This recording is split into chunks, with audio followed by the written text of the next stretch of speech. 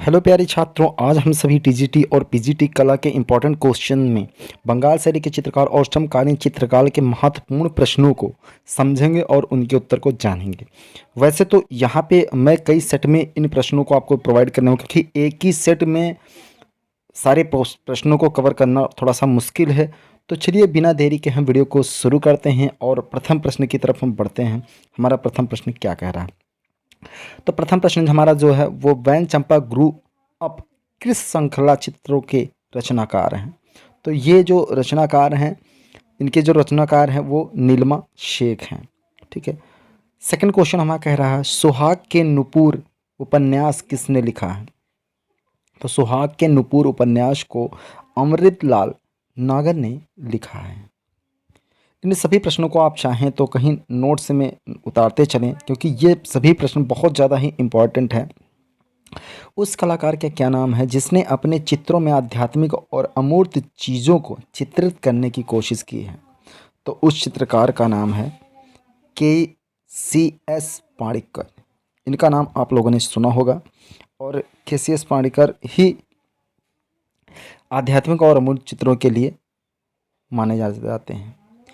बीजू का चित्र श्रृंखला किससे संबंधित है? आपने अगर पढ़ाई की होगी तो आपको पता होगा कि यह चित्र श्रृंखला अवधेश मिश्रा द्वारा संबंधित है। बढ़ते हैं अपने पांचवें प्रश्न की तरफ। हंस दमयंती के चित्रकार हैं। तो हंस दमयंती के जो चित्रकार हैं वो राजा रवि वर्मा हैं, जो कि तैल चित्रण के लिए काफ़ी प्रसिद्ध माने जाते हैं।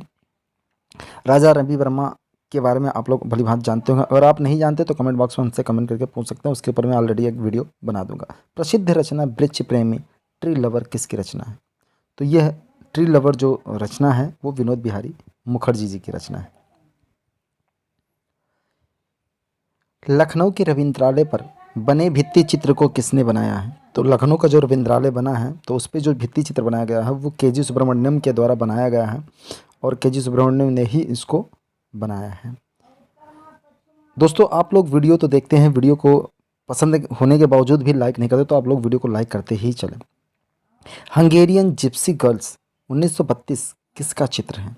तो हंगेरियन जिप्सी गर्ल्स जो चित्र है ये अमृता शेरगिल का चित्र है। तो उसका जो राइट आंसर होगा अमृता शेरगिल। उस चित्रकार का नाम बताइए जिसमें कला का अध्ययन पेरिस में किया और जो अपनी भावनात्मक दुनिया की अभिव्यक्ति नगर और प्राकृतिक दृश्यों द्वारा करता है। तो उनका नाम है राम कुमार। राम कुमार ही नगर और प्राकृतिक दृश्यों की अभिव्यक्ति करते हैं। बढ़ते हैं अपने अगले प्रश्न की तरफ। हमारा 10वां प्रश्न क्या कह रहा है? तो हमारा जो 10वां प्रश्न है वो कह रहा है प्रसिद्ध समकालीन कलाकार अमित अम्बालाल कहाँ के रहने वाले हैं? तो अम्बालाल के बारे में आप लोगों ने शायद पढ़ा हो या ना पढ़ा हो, तो आप ये जान लें अम्बालाल गुजरात के अहमदाबाद के रहने वाले हैं। बढ़ते हैं प्रश्नों के अगले क्रम में। हमारा 11वां प्रश्न क्या कह रहा है? नंदलाल के कलाकार जीवन में मुख्य परिवर्तन किस के चित्र देखने के बाद आए? तो जो नंदलाल बोस थे इनके जीवन में जो कला परिवर्तन आया वो अजंता के भित्ति चित्रों को देखने के बाद में ही इनके जीवन में कला परिवर्तन आया कि मुझे कला से जुड़ी हुई चीज़ों इनको कला से जुड़ी हुई चीज़ों की जानकारी और उसके प्रति लगाव तभी हुआ जब इन्होंने अजंता के भित्ति चित्र को देखा। किस चित्रकार ने विश्व प्रसिद्ध सिस्टम चैपल छत 1505 से 1512 में चित्रित किया? यानी कि 7 वर्षों के बीच में सिस्टम चैपल छत को इन्होंने चित्रित किया। तो उन्होंने किया माइकल एंजेलो ने, और इनको इस चित्र को चित्रित करने में 7 वर्ष लग गए। बढ़ते हैं अगले प्रश्न की तरफ।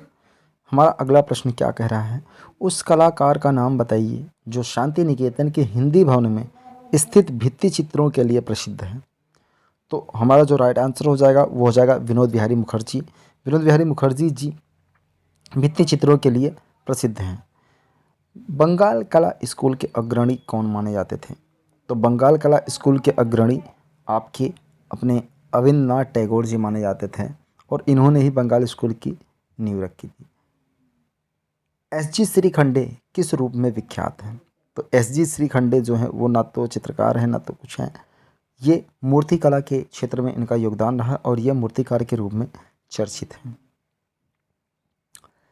बढ़ते हैं प्रश्नों के अगले क्रम में।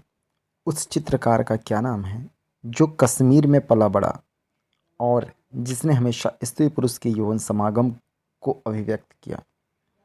तो उनका नाम है जी.आर. संतोष, और इन्होंने अपने कला जीवन में सिर्फ पुरुष और स्त्रियों के यौन समागम को ही अभिव्यक्ति किया है। बढ़ते हैं अपनी नेक्स्ट प्रश्न की तरफ।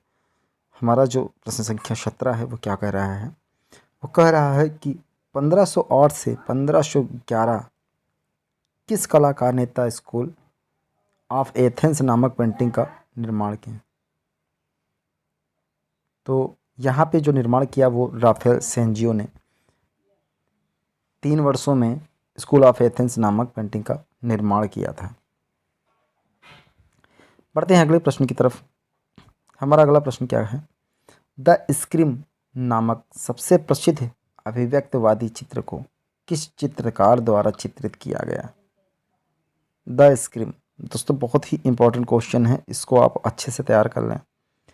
तो द स्क्रीम नामक प्रसिद्ध अभिव्यक्ति चित्र को एडवर्ड मंच ने चित्रित किया था। दोस्तों ऐसे बहुत सारे प्रश्न आपको इस श्रृंखला में देखने को मिलेंगे जिनसे आप अभी परिचित नहीं हैं, जिनके बारे में आपको जानकारी नहीं है। कला एवं शिल्प महाविद्यालय लखनऊ के पहले भारतीय प्रधानाचार्य थे। तो कला एवं शिल्प महाविद्यालय लखनऊ के जो पहले प्रधानाचार्य थे वो थे असित कुमार हल्दर। बढ़ते हैं नेक्स्ट प्रश्न की तरफ। हरिपुर पोस्टर का शीर्षक क्या है? तो हरिपुर जो पोस्टर था उसका शीर्षक जमीन जोतने वाला था, यानी कि जो एक भारतीय प्रसिद्ध चित्रकार मंजीत बाबा कहाँ से है? तो प्रसिद्ध चित्रकार जो मंजीत बाबा हैं इनका नाम आपने सुना होगा, यह पंजाब प्रदेश के रहने वाला है। मुंबई लोकल ट्रेन का चित्र किस चित्रकार ने बनाया है? तो मुंबई लोकल ट्रेन का चित्र सुधीर पटवर्धन ने बनाया है। यह क्वेश्चन भी आप लोगों के लिए अत्यधिक इम्पोर्टेंट है। तो इस तरीके के बहुत सारे प्रश्न आपको यहाँ पे देखने को मिलेंगे और ये कई सारे सेट में आपको देखने को मिलेंगे। इसी एक ही वीडियो में सारी चीज़ों को क्लियर नहीं किया जा सकता। अब्दुल रहमान चुगताई किस शैली से संबंध रखते हैं? ये बंगाल शैली से संबंध रखते हैं। Black pages of the Indian republic किस चित्रकार की प्रसिद्ध चित्रकला श्रृंखला है? तो यह श्रृंखला रणवीर सिंह बिष्ट की है। दोस्तों आपको हमारे चैनल पर लगातार टीजीटी पीजीटी आर्ट से जुड़ी हुई ही वीडियो देखने को मिलती रहेगी, उसके लिए आप इस चैनल को सब्सक्राइब कर सकते हैं। ययाति चित्र श्रृंखला किस चित्रकार से संबंधित है? तो ययाति जो चित्र श्रृंखला है वो रामचंद्रन से संबंध रखती है और ये उनसे संबंधित है। प्रसिद्ध किशनगढ़ चित्र राधा बनी ठनी को किसने चित्रित किया? तो बनी ठनी को निहाल चंद ने चित्रित किया और यह किशनगढ़ से संबंध रखती है। ये क्वेश्चन कई बार पूछे गए हैं। भारत के प्रथम प्रभाववादी कलाकार का नाम बताइए। तो आपके प्रथम प्रभाववादी कलाकार हो जाएंगे एन.एस. वेंद्रे। भारतीय जनवादी शैली के प्रथम चित्रकार थे। तो आपके भारतीय जनवादी शैली के प्रथम चित्रकार असित कुमार हल्दार हैं। हमारा अगला प्रश्न क्या कह रहा है? हम बढ़ते हैं अगले प्रश्न की तरफ। तो दीक्षा चित्रकार राजा रवि वर्मा ने तैल चित्रकला किससे सीखी? तो दीक्षा चित्रकार रवि वर्मा ने तैल चित्रकला थियोडोर जॉनसन से सीखी थी और तैल चित्रण के ही ये धनी माने जाते हैं। स्वर्णिम विभाजन सिद्धांत कहाँ की कलाकारों ने विकसित किया था? स्वर्णिम विभाजन सिद्धांत कहाँ के कलाकारों ने विकसित किया था? तो वो यूनान के कलाकारों ने विकसित किया था। बढ़ते हैं अगले प्रश्न की तरफ। जैन शैली को पश्चिम भारतीय शैली किस विद्वान ने कहा? यह भी बहुत इंपॉर्टेंट क्वेश्चन है। जैन शैली को पश्चिम भारतीय शैली अनंत कुमार स्वामी ने कहा। वह कौन सा कलाकार है जो भैंसों के कलाकार नाम से प्रसिद्ध है? यानी कि भैंसों के कलाकार एक उनका उपनाम था, उससे वो प्रसिद्ध हुए। तो वह है परमानंद चोयल। बढ़ते हैं अगले प्रश्न की तरफ। असित कुमार हल्दार और नंदलाल बोस ने किस सन में बाघ की प्रतिलिपियां बनाई थी? ये तो आप लोगों को पता होगा, 1921 में। सन 1844 ईस्वी में सर्वप्रथम किस कलाकार ने अजंता के चित्रों की प्रतिलिपियां तैयार की? तो 1844 में रॉबर्ट गिल ने इनकी प्रतिलिपियां तैयार की थी। भारतीय प्रागैतिहासिक चित्रकला के लेखक कौन थे? भारतीय प्रागैतिहासिक चित्रकला के जो लेखक हैं वो जगदीश गुप्त थे। भारतीय चित्रकला पद्धति नामक पुस्तक किसने लिखी? तो भारतीय चित्रकला पद्धति नामक पुस्तक शैलेंद्र डे ने लिखी थी, शैलेंद्र नाथ डे। बढ़ते हैं अगले प्रश्न की तरफ।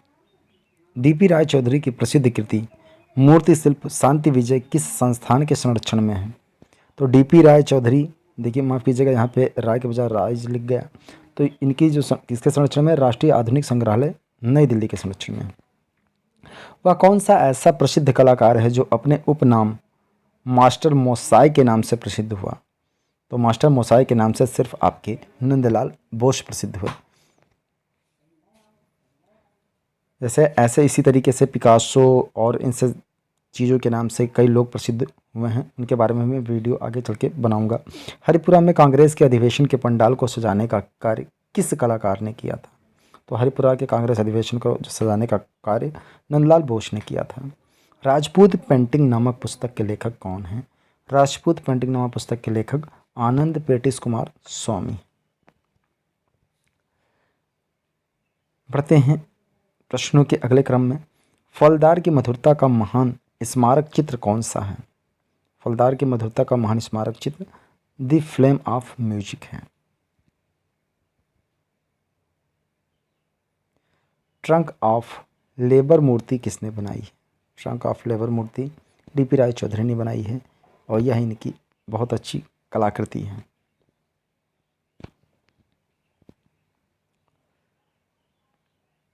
बढ़ते हैं अगले प्रश्न की तरफ।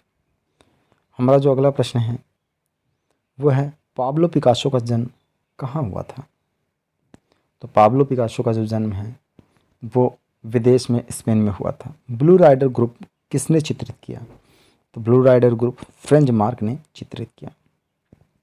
एम एफ हुसैन का निधन कहाँ हुआ था?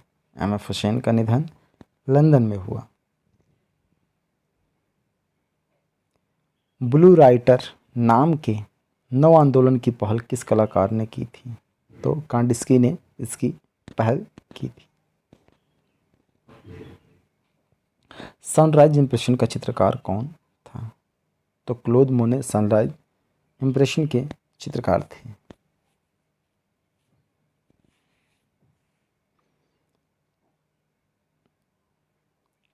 किस कलाकार ने अपना करियर सिनेमा पोस्टर और कटआउट पेंटर के रूप में आरंभ किया? तो कटआउट पेंटर और सिनेमा पोस्टर के रूप में जिनका आरंभ हुआ कला के रूप में, तो वो एम एफ हुसैन है। लियोनार्डो दा विंची के शिक्षक कौन थे? ये तो आप लोगों को पता होगा, आंद्रिया देल।